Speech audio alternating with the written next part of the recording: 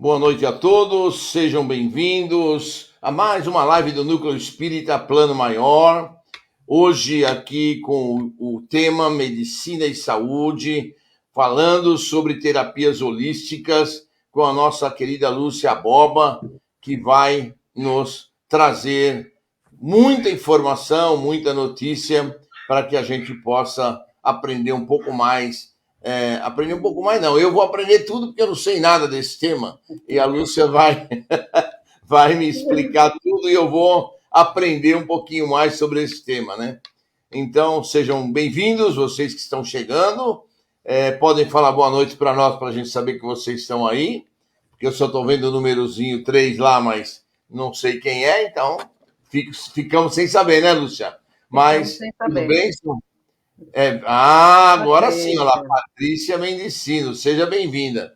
20 horas e 45 minutos em ponto, conforme a gente havia colocado o comunicado, e nós estamos, então, dando início a mais uma live, né? Não vamos nem falar que é Evangelho e Orações, porque não vai ser aprendizado e a prece, né? Não vamos ter vibração hoje, que é o foco aqui é nós aprendermos, né? Então, Cida Pinhal, boa noite, seja bem-vinda. Clara Giamusso, muito boa noite. Tem mais alguém do Núcleo Espírita Plano Maior, que deve ser o Reinaldo. A Bárbara também. A Bárbara. Bárbara tá aí? Não vi a Bárbara. Tá, ela tá junto com a Clara. Junto com a Clara, lá, tá, verdade. Muito bem, dona Bárbara. Você tá em Itanhaém, Bárbara? Foi visitar a mãe? Que bom, que bom. Quando você puder, pode nos visitar no núcleo também, viu? Você será muito bem recebido e a gente Elas estavam lá ontem. Estava lá ontem? Estavam lá ontem. Eu não pude ir, né? Então acabei não havendo, né? Mas tudo bem. Então, vamos aqui para a nossa liçãozinha de hoje, onde vamos ler a lição para a gente começar os nossos trabalhos de hoje. Confiemos servindo. A fé renovadora é a bênção da vida em todos os campos da natureza. Confia a semente na força que lhe flui dos recursos próprios e, rompendo o envoltório que a constringe, converte-se em árvore generosa. Confia a flor na energia solar que lhe submete à contextura e rudes metamorfoses e, nutriciando a própria beleza, transforma-se em fruto. Confia a fonte do impulso que lhe evoca as águas, a grandeza do mar, e vencendo muita vez charcos e abismos, reúne-se ao rio que lhe acalma a aflição no colo do oceano. Confia o barro humilde nos projetos do oleiro e, suportando a rígida tensão do fogo, ressurge em vaso nobre. A semente, porém, transformou-se à soledade para fazer-se o apoio da floresta. A flor resignou-se a perder o aroma e a frescura para manter o pão. A fonte suportou o crivo do solo, vencendo lodo e areia para atingir a grande serenidade. O barro tolerou queimaduras atrozes para erguer-se em obra-prima. Pregai vossa fé pelo exemplo, diz-nos a palavra do alto trazida à nossa rota. Eis porque, se nos propomos algum dia a luzir no celeiro da infinita bondade, necessário se faz, saibamos estender a luz que o Cristo nos deu às almas, aprendendo a sofrer para resgatar, a servir para iluminar, a suportar para burilar e também a morrer pelo bem para realmente viver para a imortalidade. Mensagem do nosso querido Emmanuel, psicografia de Chico Xavier, o livro Esculturas de Almas. Então vamos fazer a nossa prece e pedir a Jesus que nos abençoe nesta noite, que ilumine a Lúcia, que faça uma maravilhosa palestra para nós, com muito aprendizado, e que nós possamos aqui juntos dar início a mais uma jornada de medicina e saúde dentro das lives do Núcleo Espírita Plano Maior. Que Deus Pai nos abençoe, que os mensageiros celestiais estejam conosco e que nós possamos aprender muito nesta live de hoje. Deus Pai nos abençoe e nos ilumine agora e sempre. Que assim seja. Graças a Deus. Bom, dona Lúcia, eu vou me recolher e você fica à vontade para... Tá ótimo. Boa noite, gente. Tudo bom? Como vocês estão aí hoje? Esse dia que mudou totalmente, né? Bom, vamos lá, gente. Eu vou fazer, né? Vou começar a falar um pouco sobre esse assunto, né? Sobre as práticas integrativas e complementares, falando um pouco sobre o propósito disso, e vocês fiquem à vontade para entrar perguntando a qualquer momento, questionando alguma curiosidade, né? Qual que é a proposta desse processo em estar falando de práticas integrativas e complementares, que segundo a gente chama elas de PICS, né? P-I-C-S, né? E práticas complementares em saúde. Então, quando a gente fala em medicina e saúde, sempre a gente vai estar se reportando a um assunto relacionado à doença. O foco o tempo inteiro é a doença. Então, quando a gente vai ao médico, porque a gente está doente, o médico ele vai te dar um remédio para a doença. Você vai fazer uma prevenção para a doença. A atenção é para a doença. E, contrariamente a isso, essas práticas, eu já vou contar o histórico delas, elas estão preocupadas com a saúde. Elas estão visando a saúde do ser humano. Quando a gente fala em saúde, segundo a Organização Mundial da Saúde, saúde não é somente ausência de doença, é o bem-estar biopsicossocial. Isso quer dizer o quê, né? A grosso modo, vamos colocar assim, quando a gente fala em bem-estar em todas as formas, a gente está dizendo em quê, né? Que o fato de você estar vestindo uma roupa que te aperta, você já não tem saúde. Você está preocupado com alguma coisa, você não tem saúde. Você tem um problema, por exemplo, você vai chegar no seu trabalho e você precisa tomar uma condução, você pega muito trânsito, você já chega estressado no trabalho, você não tem saúde. Então, tudo aquilo que vai envolver alimentação, emoções, convivência, trabalho, crenças, religiões, tudo isso vem de encontro ao que a gente entende por saúde dentro de uma prática integrativa. Então, assim, tudo aquilo que nos tira do nosso bem-estar, né, da nossa boa convivência, ela manifesta sob a forma de falta de saúde. E para isso, nos dias atuais, a gente trabalha muito intensamente com essas práticas complementares. Para vocês entenderem um pouco o que significa isso, eu vou fazer um breve histórico sobre o que vem isso, porque eu, dentro da minha prática de vida, eu trabalho com as práticas integrativas e complementares há 32 anos. E dentro desse tempo, nós éramos chamados de alternativos, né? E essa prática alternativa, e até hoje as pessoas confundem muito essas práticas integrativas, essas terapias complementares, com práticas esotéricas, místicas, religiões. E não é exatamente isso que acontece. Porque dentro desse tempo, dessa minha prática, o que eu percebi, né? O que eu fui estudando e o que eu fui pesquisando a respeito, né?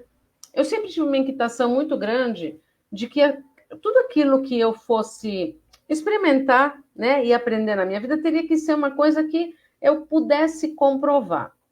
E as práticas alternativas, naquela época, sempre me chamavam muito. Só que as práticas alternativas eram uma coisa assim de você já tivesse ido ao médico, você poderia ter ido em todas as especialidades, tivesse ido em todas as religiões, quando não houvesse mais buscas, quer dizer, a doença estava instalada, a gente acabava indo por uma técnica alternativa. O que eram as técnicas alternativas? Massoterapia era uma técnica alternativa, tarô, florais, cromoterapia, dança, hoje a gente tem a constelação, aquilo, né, que não era oficial, então ela era considerada uma alternativa ao tratamento da medicina oficial. Então, o nome ele já vem disso, quer dizer, já que tudo aquilo que a gente olhou a nível oficial, aquilo que é confirmado pela ciência, se tudo isso não deu certo e a gente encontrou uma ciência, alguma coisa que é diferente, ela é uma alternativa a tudo aquilo que eu fiz. Então, a alternativa, ela sempre tinha uma visão muito de que o xamã resolve, o padre resolve, o pai de santo resolve, menos a medicina convencional. E aí nós ficamos com esse estigma de alternativos e tudo aquilo que a gente não enxerga, né? Então, o místico, ele sempre tem aquela aura de alguma coisa que está fora do contexto, de que tem alguma coisa do lado, de que é uma coisa intangível, né? De que só é para poucos poderem enxergar alguma coisa. Eram vistas dessa forma. E com o tempo, a gente foi conseguindo, a gente foi percebendo e conseguindo comprovar que essas práticas elas não eram mais uma alternativa. Ao longo do tempo, elas se transformaram em práticas que complementavam, né, as práticas médicas.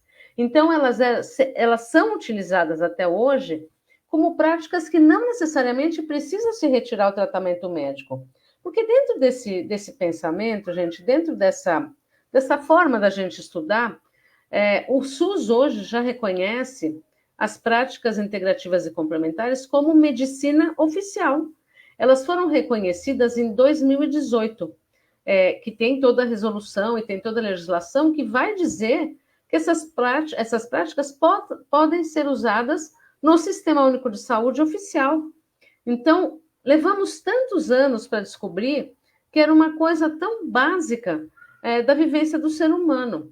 Mas nós continuamos ainda com uma dificuldade de implantação desse processo.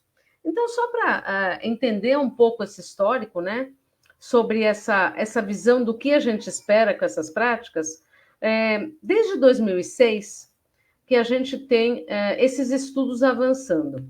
E as primeiras técnicas que surgiram, que foram revisitadas pela saúde como medicina oficial, foram as técnicas orientais. E as técnicas orientais, elas vêm de uma visão da acupuntura. Acho que todo mundo conhece a acupuntura.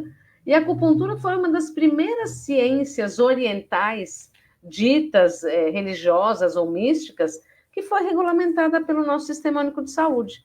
E aí, o que passou a acontecer, né? Dentro de uma terapia oriental, vocês vão entender bem o que eu vou falar quando eu disser sobre o que é uma medicina oriental. A medicina chinesa ela tem 5.000 anos de história. A nossa medicina tradicional tem no máximo 250. E ela veio do Oriente, que eram praticantes da arte de dissecar cadáveres e buscar informações no corpo de mortos, né, ou de pessoas doentes. Mas na medicina oriental isso não acontece. Porque na medicina oriental, eles entendem que nós somos e nós temos canais de energia. Que canais de energia são esses? São meridianos. Então, dentro da medicina oriental, eles entendem que a vida é um grande rio. Então, isso é dentro da filosofia do taoísmo, né? E o taoísmo, ele vai pregar, e aí acho que todo mundo conhece, aquele símbolo que é um círculo com uma bolinha branca, uma bolinha preta, e aí tem o contraste, que a gente chama de yin e yang. Então, dentro do taoísmo, eles vão dizer que nós vivemos dentro do equilíbrio quando nós estamos nos opostos e complementares. O que é isso? Quente e frio, alto baixo, claro e escuro. Eles vão dizer para nós que não existe a luz sem a sombra. E vice-versa, não existe a sombra sem a luz. Então, dentro dessa filosofia, a gente passa a receber a informação de que nós temos meridianos pelo corpo, que são como se fossem fios virtuais energéticos que vão percorrer o nosso corpo em números pares e que são um reflexo dos nossos órgãos e vísceras. Então, eles vão falar em elementos, eles vão falar em como que, a partir de você colocar uma agulha, que no caso é a acupuntura, em determinados pontos de alarme, você está equilibrando esse fio virtual elétrico, né? Que a gente fala virtual porque a gente não vê, mas a medicina chinesa trabalha em cima disso. Então, a acupuntura, ela tem toda uma visão dentro do taoísmo, mas que veio para o Ocidente muito com essa visão. Quando ela chegou para entrar na medicina, o que os médicos começaram a fazer? Em vez de estudar a medicina chinesa, começou-se a fazer o estudo, e a gente tem altos compêndios aí na USP, na Unifesp, na Unicamp, que vão estudar isso dentro da medicina tradicional, só que não entendendo sobre os meridianos relacionados a órgãos e vísceras diretamente. Então, em algum momento, há uns 20 anos atrás, dizia-se que se colocar uma agulha no ponto do pulmão, pode perfurar o pulmão, pode perfurar o coração. Isso era tudo, não era verdade, porque não tinha esta profundidade a agulha para alcançar um lugar desse. Era necessário que se estudasse toda a fundamentação da medicina chinesa. Então, dentro da medicina oriental, essa aqui, né, tem mais de 5.000 anos aí de história, a gente vai entender que todo o processo está baseado numa filosofia de vida. Então, como é que os orientais eles vivem, por exemplo, que faz parte de toda a medicina daquele lugar? Se está frio, você não deveria estar tomando sorvete, você deveria estar tomando algo frio. Se está quente, você não deveria estar tomando, ao contrário, se está frio, você pode tomar sorvete. Se está quente, você tem que tomar chá, para que não deixe choque térmico no corpo.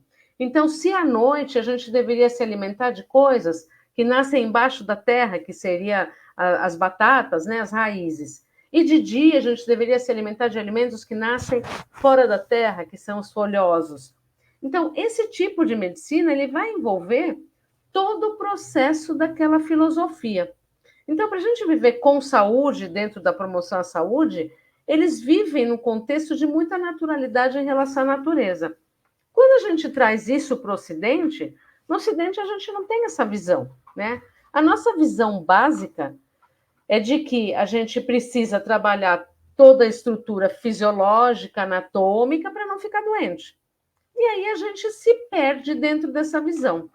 Então, para poder entender como isso foi regulamentado, então a gente começa com a acupuntura, depois a gente começa com as massoterapias. A massoterapia em 2006 foi a primeira a ser reconhecida também dentro dessas práticas. Então a gente tem a massoterapia, a acupuntura e a quiropraxia, que foram as primeiras técnicas a serem olhadas. Surgem os primeiros cursos e surge uma adequação à nossa medicina ocidental. Ainda assim, continuava tudo muito místico e esotérico. Até o momento em que as pessoas começam a perceber que a medicina convencional não está dando conta daquilo que se pregava como saúde. Quer dizer, hoje a gente entende que a hiperespecialização da área médica, ela deixa de olhar para o ser humano como um todo, que é o ser holístico, né? E esse ser holístico, ele vai ter uma visibilidade como? A gente precisa olhar para as pessoas quando a gente vai fazer uma avaliação, quando a gente vai pensar na saúde da pessoa, que ela não é só corpo, que ela é corpo, mente e espírito. E aí, quando a gente fala na questão de espírito, aí pronto, já vira uma confusão, porque aí já linka com religiões, né? E aí, com crenças, vamos colocar assim, com crenças em geral.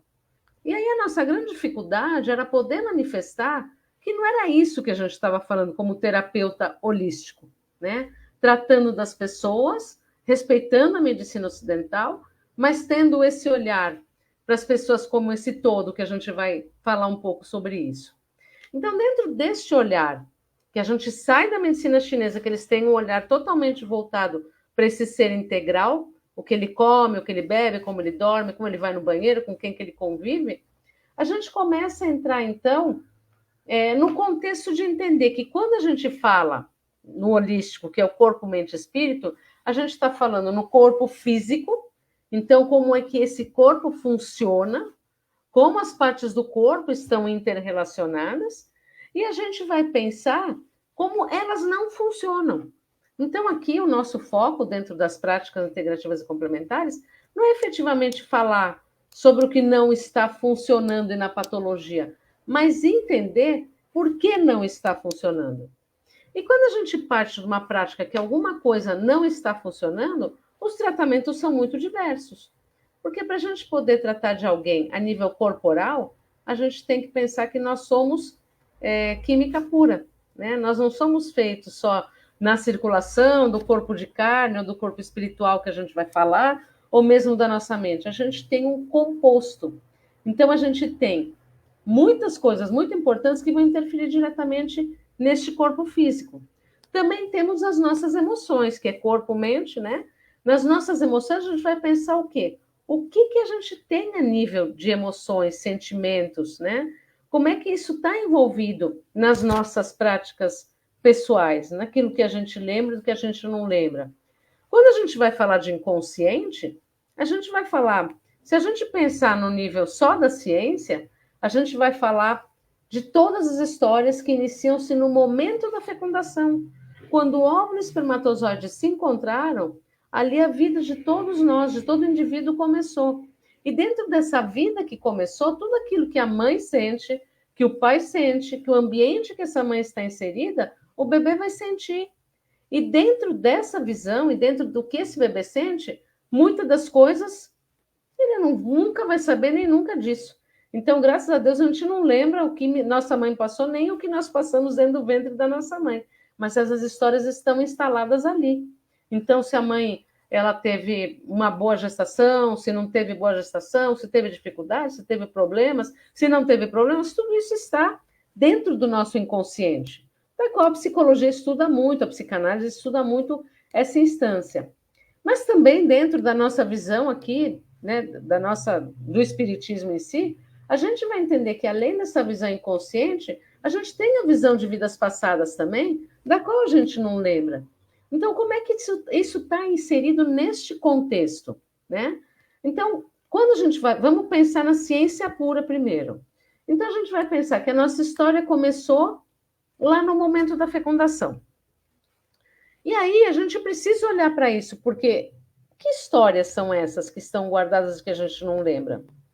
E aí depois vem a questão do espírito, né? Então, como a gente sempre relaciona espírito com crenças, com religião, a ideia não é essa dentro do processo holístico e dentro do processo da ciência. É a gente entender que a gente vai trabalhar com a fé, né? Agora, a fé em quem? Independente das nossas crenças e do ser superior que a gente acredite, a gente precisa acreditar na gente. Então, é a fé em si mesmo. O quanto eu me coloco à disposição, as minhas emoções, as minhas possibilidades. O principal responsável por tudo aquilo que acontece comigo.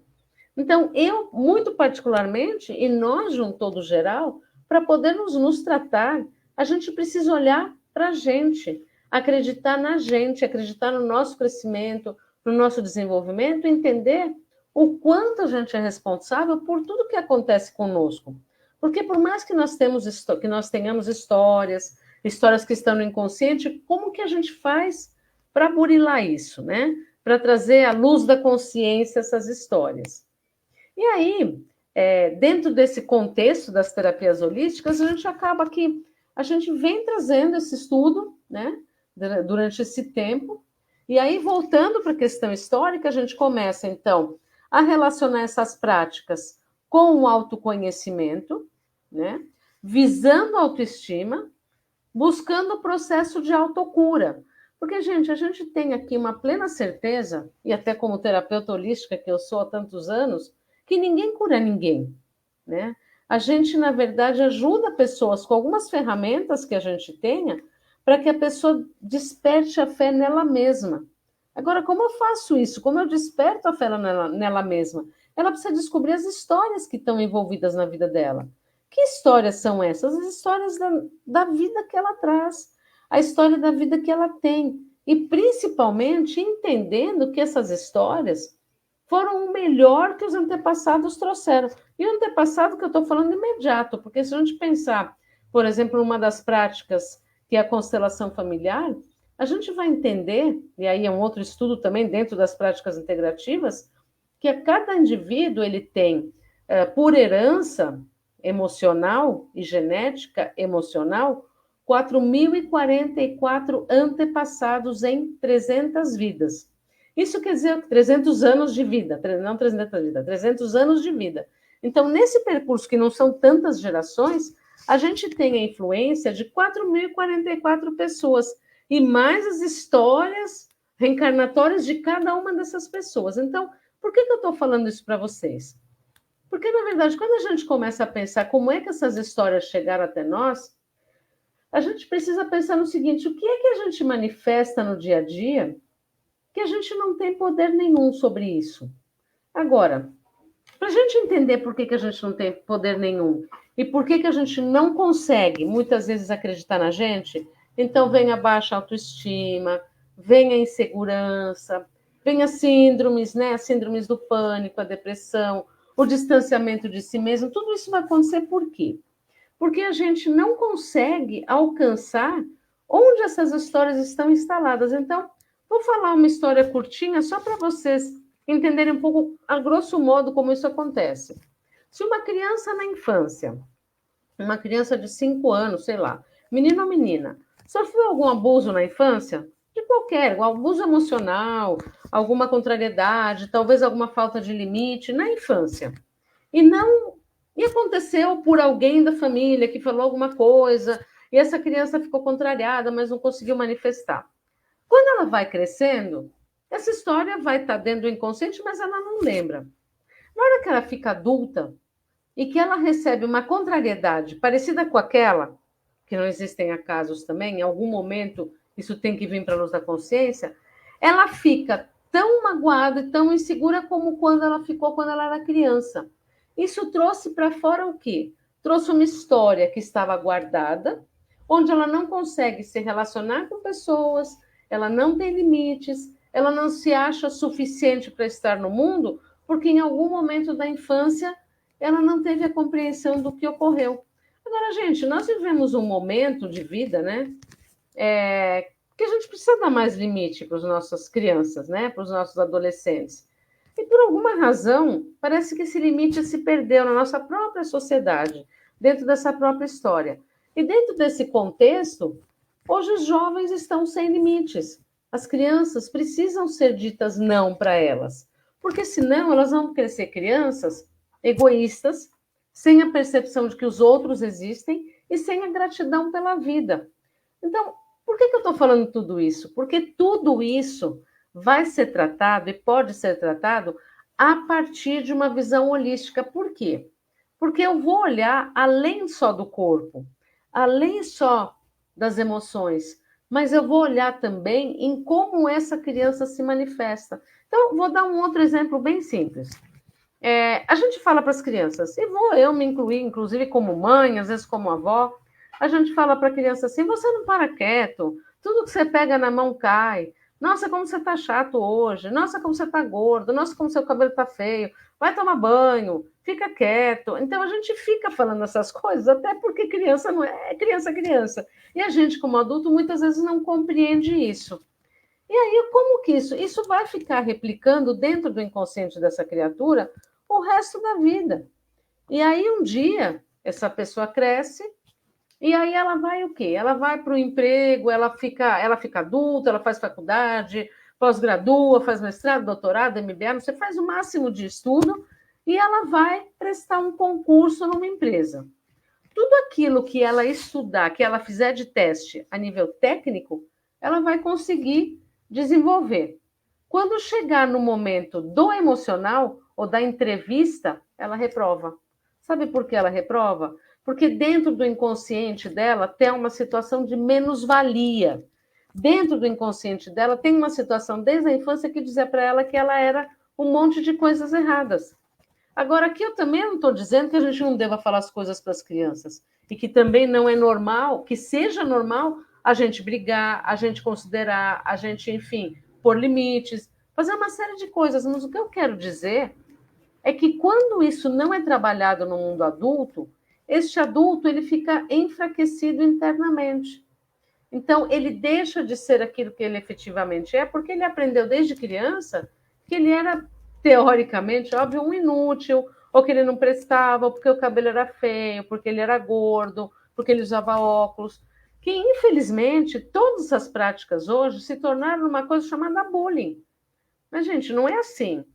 Antigamente a gente falava do cabelo, do óculos, do gordinho, tudo Era um comentário. Agora tudo ficou muito complexo, porque as pessoas passaram a entender que tudo isso são ofensas. Então, quando a gente procura uma prática integrativa e complementar, agora voltando para ela, para tratar um processo desse, o nosso objetivo é trazer esses conteúdos para eles serem ressignificados.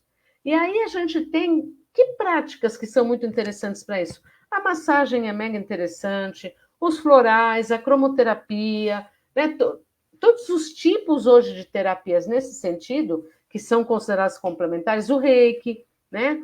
Hoje nós temos os grandes hospitais, o Sírio-Libanês, Einstein, Oswaldo Cruz, Santa Catarina, os grandes hospitais São Luís de Ponta, eles têm núcleos núcleos de práticas integrativas e complementares, onde as pessoas são tratadas com essas terapias. Agora, por que eu estou falando tudo isso? Para chegar num único objetivo, gente. Quando a gente vai pensar nas pessoas a partir dessas práticas, o que a gente precisa olhar muito profundamente é assim, como é que a gente vai abordar uma pessoa e trazer conteúdos que são dolorosos? O psicólogo ele tem a prática dele da conversa, de estar fazendo isso, o psicanalista, muitas vezes o psiquiatra que acaba dando remédio. Mas o que muito basicamente a gente precisa entender é o seguinte: como é que o nosso corpo funciona? E aí vem a ciência da medicina. Gente, o nosso corpo ele é química pura. Nós vivenciamos o tempo inteiro com química. Então, vou dar um exemplo muito simples. Nós temos situação de estresse. Acho que todo mundo aqui o tempo inteiro passa estresses. Mas nós temos um corpo que a qualquer movimento que aperte um pouco mais ele, emocionalmente falando, ele naturalmente ele vai ter um processo químico que vai se alterar. Então, numa situação de estresse, o que acontece? Muitas vezes a pessoa tem angústia, o peito fica apertado, tem dor de garganta, tem dor de cabeça, tem dor nas costas, tem dor aqui, dor ali. E ela vai no médico e não dá nada. Então, faz todos os exames, esses exames constataram que não houve nada. A essa questão de que as dores existem, elas não são fantasma, elas existem, mas elas não manifestaram ainda nos exames médicos, é porque elas ainda estão na prática da química em desequilíbrio. E a esse desequilíbrio, ou esse estudo desse desequilíbrio emocional, que vai se transportar para o corpo físico, a gente vai chamar de psicossomática. Então, a psicossomática, gente, hoje é um estudo que vai entender como é que os aspectos emocionais em desequilíbrio vão se transformar em doença no corpo físico. Ué, como é que isso funciona? Então, vamos lá, a gente está passando uma situação de estresse, sei lá, está um trânsito horrível, preciso chegar no lugar, não consigo chegar, já começa a me dar aquela angústia, aquela agonia, que eu não vou dar conta do que eu tenho que fazer, e aí começa a me dar dor no peito, a pressão sobe, eu vou para o pronto-socorro, achando que eu estou infartando. Quando eu chego no pronto-socorro, que ele vai fazer o exame de coração, vai fazer marcadores químicos, vai tirar sangue, urina, no fim ele chama e fala assim, olha, não tem nada aqui, você deve estar com uma síndrome de estresse. Mas sabe o que aconteceu, gente? A nossa suprarrenal, que é uma glândula que fica em cima dos nossos rins, ela é danadinha para mostrar para a gente que a gente está fazendo alguma coisa com o corpo que não está prestando. Ela libera o cortisol. O cortisol é uma substância para diminuir o estresse. Só que o que o nosso corpo está nos dizendo? E aí vem a psicossomática explicando sobre as emoções. Que eu estou tão atarantado com tantas situações que eu não estou percebendo que minha suprarrenal está sobrecarregada, porque meu coração está batendo, porque eu estou com ansiedade, porque eu estou com pressa, porque eu estou chateado, porque eu estou tanto um monte de coisas, que o que passa a acontecer? A minha suprarrenal libera esse hormônio e ela fala assim, tá bom, você está com estresse, então nós vamos parar tudo. Ela diminui o nosso sistema imunológico e faz com que todas as nossas outras funções se acelerem. E aí onde vai dar taquicardia, aí onde a gente acaba desenvolvendo uma dor de garganta, da coceira, o corpo incha, a gente desenvolve feridas, enfim, a gente acaba desenvolvendo uma série de coisas que essas situações vão se transformar numa doença física. Aí sim. Gente, se a doença está física, eu não tenho como tratar com alguma coisa que não seja química. Então, por exemplo, na depressão nos falta serotonina, que é um neurotransmissor que é responsável por todas as nossas funções fisiológicas, de funcionamento do corpo, mas todas mesmo. Então, assim, desde sono, apetite, sexualidade, calor, tudo é regulado pela serotonina. Mas para gerar serotonina, a gente precisa estar feliz, a gente precisa estar bem, a gente precisa estar satisfeito com a vida da gente, a gente precisa estar de acordo com aquilo que a gente gostaria de ser e de estar. E quando a gente não está, a gente não produz serotonina. E aí a gente acaba desenvolvendo o processo da depressão. Agora, eu preciso transformar isso de alguma forma. Eu preciso voltar para a minha pessoa, porque na depressão a gente se distancia da nossa essência, do nosso ser, a gente se anula de alguma forma para poder ser o que os outros querem para ser amado. Então, quando a serotonina não está sendo produzida, não tem jeito, eu vou ter que, talvez, tomar uma química ou ressignificar tudo isso para poder passar a produzir essa química. Então, dentro dessa perspectiva, gente, o nosso corpo físico, químico, ele precisa ser olhado o tempo inteiro, porque é ele que vai determinar o nosso grau de doença. E, de novo, quando a doença se instalou, se eu estou com uma infecção, se eu estou com uma inflamação, eu preciso muitas vezes tomar medicamento. Então, por isso que hoje essas práticas, elas não são uma alternativa. Eu não deixo de tomar uma quimioterapia para fazer um tratamento alternativo. Eu hoje, junto com minha quimioterapia, eu utilizo o tratamento complementar. E qual que é o propósito do tratamento complementar? É agregar este autoconhecimento. Então, dentro da psicossomática, cada parte do nosso corpo, ele representa uma emoção, e nós temos livros, temos bibliografia, estudos sobre isso. Quer dizer, nós temos referências que vão nos mostrar como é que isso acontece. Então, por exemplo, a grosso modo, se eu tenho muita dor de garganta, desenvolvo muitas dores de garganta recorrentemente, a gente fala que está engolindo muito sapo, né? Quer dizer, que eu estou com um sapo preso na garganta, e se eu não dou um jeito nesse sapo, ele vai me baixar a imunidade, e baixando a imunidade, aqui está cheio de bicho no ambiente, né? Nós temos vírus, bactérias, fungos, eles vão encontrar um lugar suave para estar se instalando, porque o campo está aberto para eles. Por outro lado, quando a gente tem, por exemplo, um problema hepático de fígado, a gente fala de raiva embutida, raiva empedrada, raiva que está dentro do processo do nosso corpo. Agora, gente, a raiva é uma coisa que mata a própria pessoa, porque a gente vai fazendo o quê? A gente produz muita bilis, a gente acelera de adrenalina, a gente libera corticoide, a gente libera muitas químicas que vão fazer mal para nós. E aí onde entra também o processo que a gente fala muito no centro, que é a reforma íntima, né? Como é que eu faço para aplacar essa química? Eu não deixo nunca de falar sobre isso, porque é um assunto que sempre é recorrente. E dentro desse contexto ainda, gente, a gente vai pensar no quê? Quando eu tenho, por exemplo, problema de coluna, a coluna é nossa base. Em que medida que a minha base está fragilizada? Quando que minha base se fragiliza? Quando eu tenho problema de relacionamento, quando eu tenho problema de trabalho, quando eu tenho que mudar de casa. Inclusive o nervo ciático, que é um nervo aí tão recorrente nas inflamações, ele na psicossomática, na parte emocional, ele tem a ver com insegurança material, por exemplo. E não só de dinheiro, mas de mudança de casa, de emprego, de tomada de decisões. Então, gente, tudo isso eu estou falando só para mostrar para vocês o quanto as nossas emoções em desequilíbrio vão se instalar no corpo físico. E as práticas integrativas e complementares, de novo falando delas, elas têm por objetivo fazer o quê? Fazer uma adequação dessa química, fazer um reconhecimento do porquê que eu estou sofrendo com o que eu estou sofrendo. Então, este sofrimento vai levar à doença fisiológica, ela vai levar à patologia efetivamente. Mas quando eu ainda estou numa situação de estresse, eu ainda não estou na patologia. Ainda, essa situação está ainda no meu campo energético, ela ainda está chegando, mas ela também está no ponto de me mostrar, está me dando alarme, meu corpo está falando comigo e me dizendo que alguma coisa não está funcionando direito. Então, assim, eu tenho inúmeras situações que o corpo está falando comigo antes da doença se instalar. Mas a gente faz o quê? A gente não dá atenção. Então, voltando para aquela situação de estresse que eu falei inicialmente, eu vou no pronto-socorro, tomo aquela medicação que eu tenho que tomar.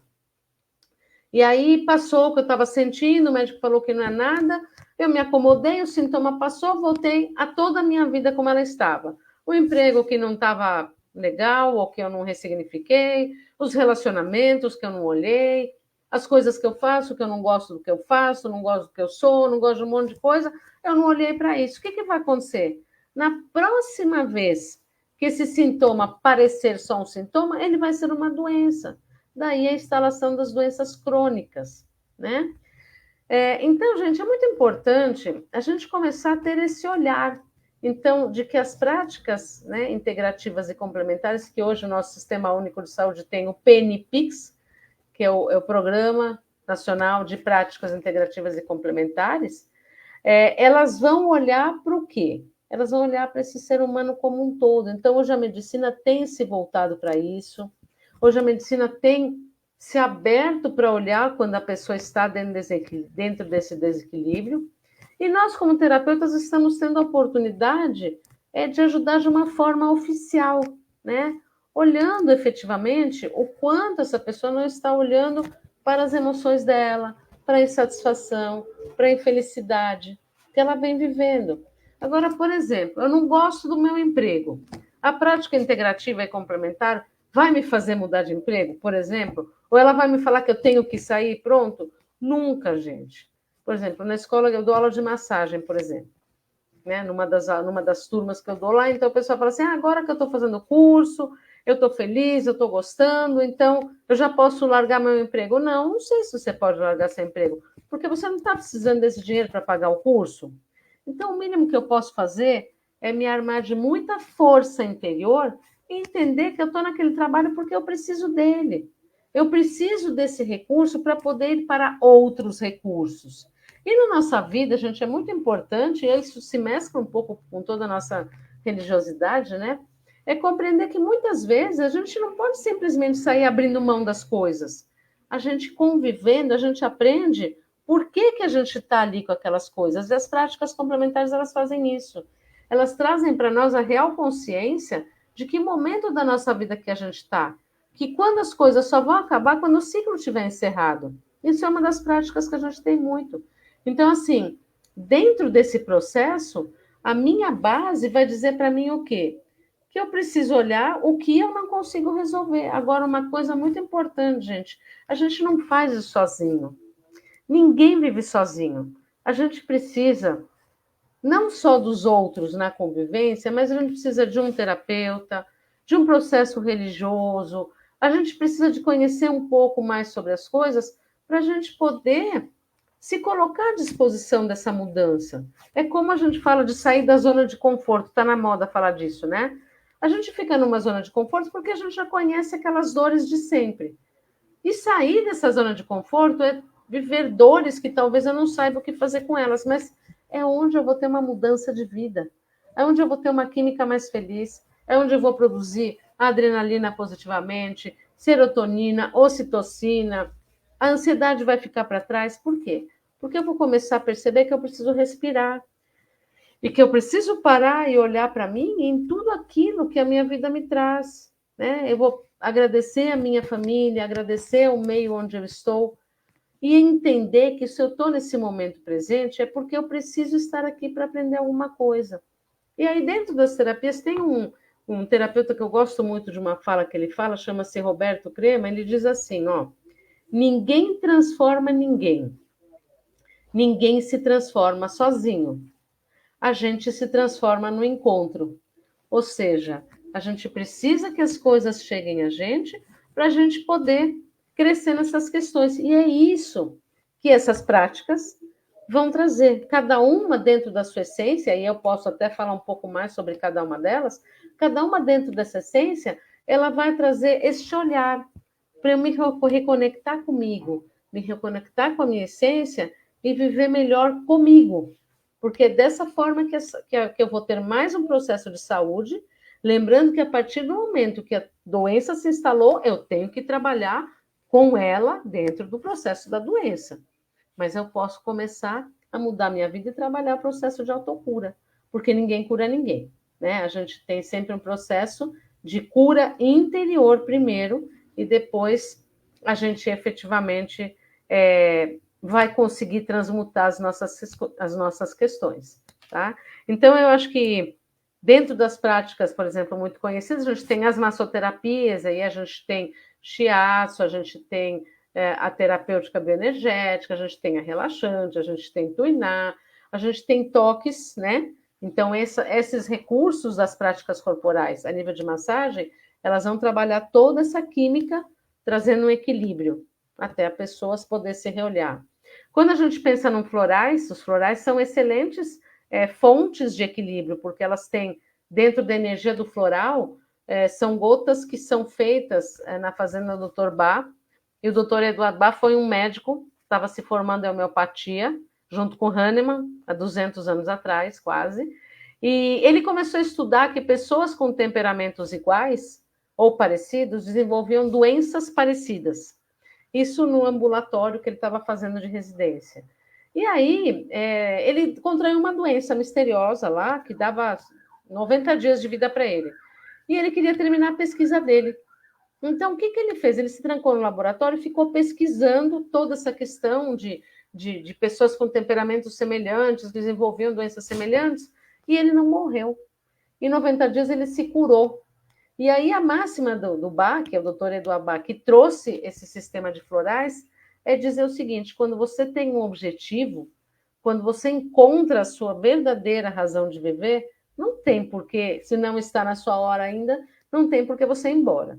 E aí ele não morreu mesmo, aí ele voltou para a fazenda dele na Inglaterra, e ele começou a produzir os florais de Bach. Então, ele começou a perceber onde que cada flor morava, porque são florais, né?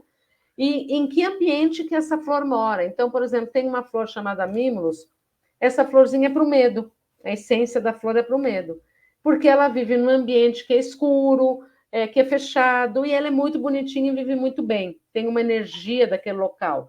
Então, ele foi pesquisando isso ao longo dos anos e surgiu, então, o sistema de florais de Bach, da qual cada um dos remédios, né, dos healers, como a gente chama, eles vão ter a função de equilibrar uma função energética e emocional. E é um sistema que dá muito certo, eu utilizo muito, ajuda muito no equilíbrio das pessoas. Eles não são milagrosos, gente. Eles só transmutam aquilo que a pessoa quer mudar, eles ajudam nisso. Então, a gente tem a cromoterapia, inclusive no centro a gente trabalha com as cores, então também é uma função de padrão de luz, padrão de energia física.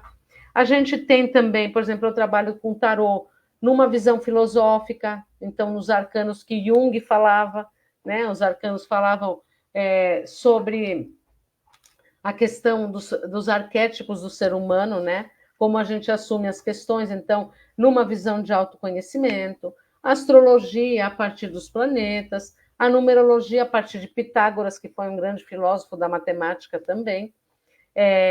Enfim, a constelação através dos estudos de Bert Hellinger. A gente tem o Reiki, que é uma transmissão de energia através das mãos, que vem de um estudo, né, do Mikao Usui, que foi um japonês também, que trouxe essa energia do Reiki através das mãos. Enfim, a gente tem uma série de terapias aí que tem a possibilidade de ajudar o ser humano a se encontrar, né? E é dentro dessa prática, então, que hoje a gente está oficialmente reconhecido como prática de saúde. Então, aqui eu fiz assim um rápido apanhado, e eu fico aqui aberta agora para perguntas, o que vocês tiverem alguma curiosidade, quiserem fazer algum comentário, falar alguma coisa a respeito do que foi falado aqui, fiquem à vontade, podem colocar no chat. Vamos ver se o Clóvis tem alguma coisa para estar também se colocando, comentando, conversando. Estamos de volta. Vamos lá. Me diz uma coisa, a parte de que se fala de massoterapia é a massagem convencional ou tem alguma coisa a mais na massoterapia? Então, a massoterapia, ela representa uma série de técnicas. Qualquer massagem pode ser chamada de massoterapia. Porém, a gente tem cada técnica com o seu embasamento teórico e científico, e cada uma delas vai ter uma função. Então, por exemplo, o shiatsu.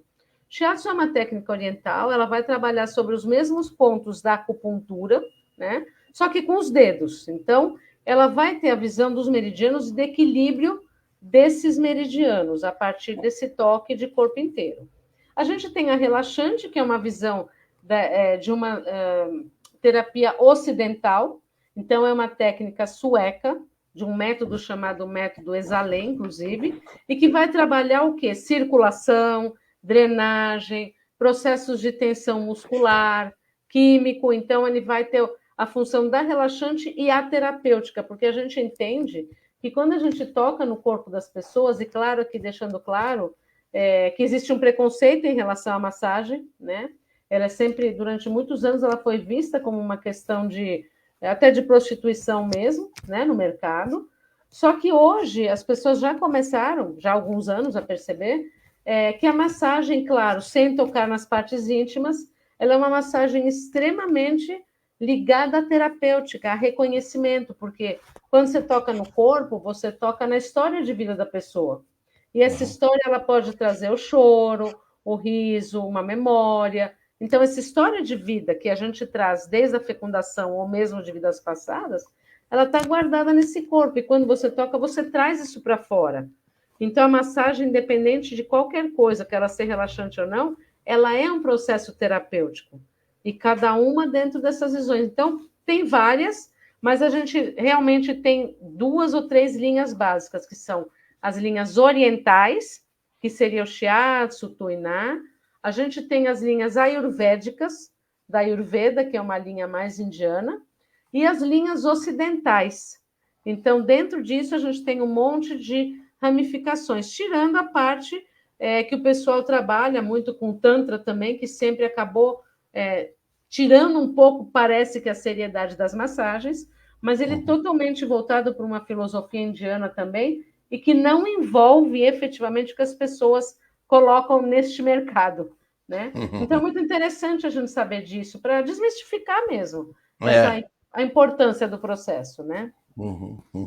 E você falou aí também, que eu achei interessante, que o tarô serve como terapia holística, né? Para mim, o tarô foi sempre uma mística de você ver a sua vida, de adivinhar um monte de coisa, e não de fazer terapia para curar a pessoa. Como é que o tarô serve para curar a pessoa? Então, assim, eu particularmente eu trabalho com o tarô mitológico. Então, o tarô ele sempre foi visto como uma arte de adivinhação. Isso. Então, era assim, era um médium que tinha talvez capacidades um pouco acima dos normais dos médiums, e ele tinha essa conexão com a energia da pessoa e poderia ver alguma coisa, como os ciganos também liam as mãos. Mas no tarô mitológico, a gente tem toda a história da filosofia grego-romana. E na história da filosofia, que depois Jung vai trazer, a gente tem a história do herói. E o herói, na filosofia, ele é exatamente a figura das nossas emoções. Então, a gente tem o momento do nascimento, o momento em que a pessoa vai para o início da jornada da vida dela, quando é a morte, quando são emoções que acontecem no percurso, que elas vão se modificando. Claro que quando as pessoas vêm para um tarô, e aí até estou falando aqui para você, por muito tempo as pessoas vêm assim, meu marido tem outra, eu vou casar de novo, eu vou ganhar dinheiro. E aí eu parei de fazer esse tipo de trabalho com essa divulgação. Eu comecei a parar e trabalhar só no sentido assim, eu posso ajudar você se reencontrar com você no momento que você está vivendo, a partir da história desse herói, da filosofia grega, e dentro da filosofia, os arquétipos que o Jung trazia, que era o pai, a mãe, o momento da fertilidade, do nascimento, as probabilidades de fartura que você tinha. Então, sempre dentro de uma visão muito voltada para o autoconhecimento, porque eu sempre falo assim, o futuro a Deus pertence, né? E a gente é que planta, então não tenho essa visão mesmo. Então nesse processo, é realmente dentro de um processo da filosofia. E depois o livre-arbítrio da gente é que manda o nosso futuro, né? Isso, muda tudo. Ontem, na desobsessão de segunda-feira, pessoal, os espíritos estavam até comentando, não, isso é Deus pertence. Não pertence a Deus, pertence a você. Porque é você que vai plantar, é você que vai decidir o que você vai fazer da sua vida. Deus não tem nada com isso. A lei é clara, né? A regra é clara, é lei de ação e reação, e o que você faz é que decide o seu futuro. Você que vai escolher o lado que você vai tomar em função do que você está fazendo hoje, né? E é isso que as práticas acabaram desenvolvendo, essas PICs, né? Acabaram desenvolvendo e conseguiram, dentro do processo da ciência, e aí tem altos estudos assim, muito interessantes na USP, na Unifesp, na Unicamp, exatamente testando essas coisas, porque para a ciência a gente tem que ter 10 anos de estudo, né? Tudo feito empiricamente para ver se essa coisa realmente é verdadeira, para você poder dizer que ela é científica, né? E conseguiram efetivamente, inclusive a Organização Mundial de Saúde, ela reconhece o Reiki como ciência curadora, como uma energia curadora, né? Como a cromoterapia também, eles consideram. Isso. Então, hoje né? Todas essas técnicas que eram ditas, né? Fora da caixa, como a gente fala, hoje elas já são regulamentadas. Dentro da caixa. Hoje elas estão efetivamente sendo usadas e dá muito resultado mesmo. Então tá ótimo. Da minha parte, encerrei. Se o pessoal tiver aí no chat mais alguma questão, a gente está aberto, a Lúcia está aí para responder. E a gente agradece demais você, Lúcia, pelo seu tempo, pelo seu horário, pela sua disponibilidade em nos trazer essa maravilhosa palestra, esses conhecimentos todos que você tem e a gente não tinha, agora temos. Agora já tem. Agora já sabem. Já não podemos dizer que somos ignorantes na matéria, né? Isso. Terapias holísticas conhecemos, não sabemos aplicar, mas sabemos para que serve cada uma delas, né? Isso já é um grande começo. Verdade. Então tá ótimo. A Michele está chegando agora. Fala, Michele. Chegou agora, Michele? Seja bem-vinda. Seja muito bem-vinda, Michele Delgado. Isso. Então tá bom. Vamos fazer a nossa prece então, Lúcia? Vamos lá. Para a gente encerrar. Nós vamos agradecer a Jesus, o nosso Divino Mestre, pela oportunidade de estarmos aqui em mais uma live de Medicina e Saúde, onde pudemos aprender, expandir os nossos conhecimentos para podermos buscar dentro da vida de cada um de nós o que precisamos para manter a nossa saúde e o alto astral e o nosso plano vibratório cada dia melhor, cada vez mais dentro das nossas necessidades. Que Deus Pai possa nos abençoar, que Deus Pai possa nos iluminar e que nós possamos estar sempre juntos com vocês e sempre olhando e orando a Jesus, o nosso Divino Mestre. Nossa casa estará aberta na semana que vem, mais uma vez, na quarta-feira, para a gente, com os nossos tratamentos de evangelho, palestras e cromoterapia, se Deus quiser. Michele que perguntou se fica no final, fica gravado lá no Facebook e fica gravado no meu canal do YouTube também. Então, qualquer um dos dois que você entrar, você pode pegar a gravação da palestra da Lúcia Boba hoje, tá bom? Lúcia, se você quiser se despedir, fique à vontade. Gente, muito obrigada pela presença. Quem for chegando depois pode questionar aí no Facebook, no YouTube, para tirar alguma dúvida se precisarem, tá bom? Para vocês que estiverem aqui com a gente, muito obrigada. Até mais. Um beijo para vocês, gente. Deus abençoe a todos vocês. E até domingo, né? Porque domingo temos live, né? Isso. Então tá ótimo. Tchau.